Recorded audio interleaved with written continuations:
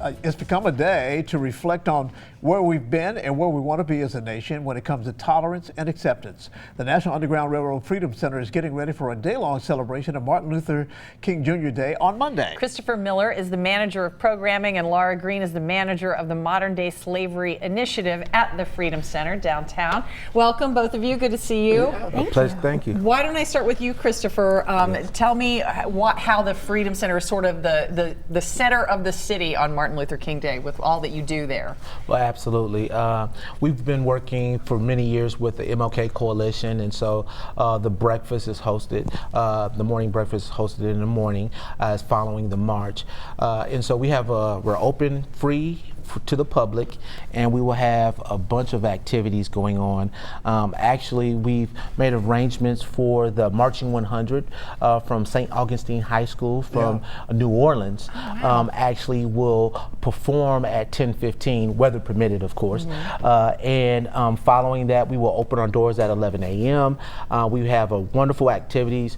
We've also partnered with Hawksworth Blood Center as well as Cincinnati Alphas, and we'll have a blood drive. We've been doing this annually for several years, and it's a good way for people to donate, be of service, and to help save lives. But and coincidentally, Lara, this is also the National Human Trafficking Awareness Month, and you're trying to bring awareness, obviously, to this as well at the same time. Yeah, that's correct. And on January 31st, we're going to host a symposium in partnership with the I Am campaign. And the name of that symposium is Staring Slavery in the Face in Libya and Beyond, and really kind of connected and tied to the recent video footage that was released about the slave auctions in Libya. And we want to kind of bring awareness to that and have discussion around it. Talk about how this day has evolved into a day of service, because I think that's something that's so relevant that people sort of give back on Dr. King's special day, don't you, Christopher? Absolutely. And the theme this year is a day on, not a day off. And from institution, it's an opportunity for people to be more aware of our history and culture, and being more conscious. It is needed as far as to really look at the continuation and legacy of our social behavior and how we conduct ourselves today.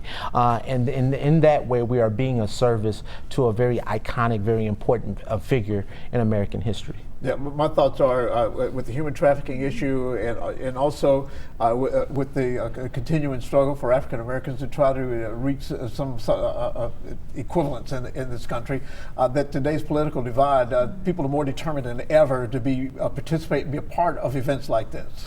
Absolutely. We try to be the convener of various different groups and perspectives and whatnot, so that we can improve our communities. And Laura does a wonderful job as well as bringing awareness about modern day slavery issues.